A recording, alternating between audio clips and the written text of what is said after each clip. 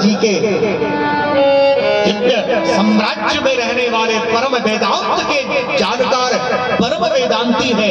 यदि वेद स्वरूप में महाराज दशरथ है, यदि वेद स्वरूप में महाराज दशरथ है और वेद के चारों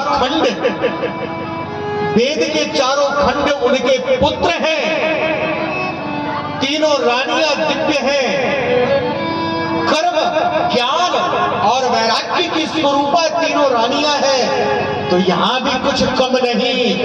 यहां पे जगत जननी मां वैराग्य की परम सीमा, चरम सीमा, भक्ति की परम सीमा साक्षात मां मैथिली है, जिनके चरणों में हनुमान लेटे रहते हैं। जो हनुमान जी को अजर अमर बना दिए वो मैथिली यही है, जिन मैथिली के लिए राम जी को भी आना पड़ा, बिना बुलाए आना पड़ा। निमंत्रण नहीं दिया था अयोध्या वासियों को शादी में आने के लिए, वो तो विश्वामित्र जी के संग आ गए, उनको आना पड़ा।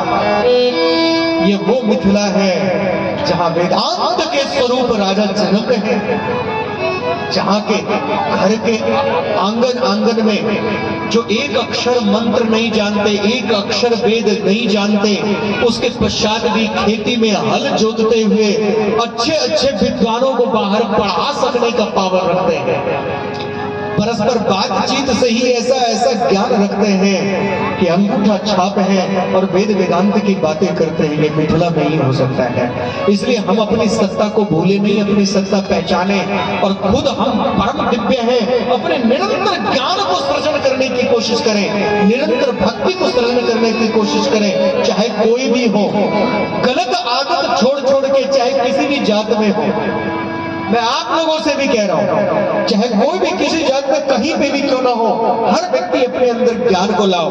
ज्ञान सबके लिए है, ज्ञान किसी का मोहताज नहीं। जो परम दिव्यता, परम ज्ञान को इकट्ठा करिए, अच्छे बनिए, सच्चे बनिए, धर्ममय बनिए। इसलिए ये मिथिला धन्य है, ये धन्य है मिथिला नगरी, जिस मिथिला नगरी में आकर के राम जी भी चारों भैया सहित दुल्हा बने और मिथिला का विवाह समझे, देखे। 6 महीने तक बारात रोका और क्या कोहबर होता है वो अयोध्या में नहीं होता था। क्या मोहक होता है, क्या मोहक गीत नाद होता है, ये सब मिथिला में ही मिला उनको। और देख देख करके आनंद से आनंदित हुए।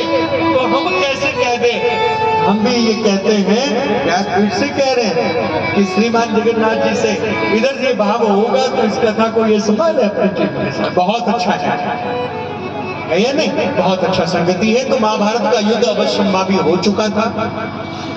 भगवान श्री कृष्ण लौट के गए।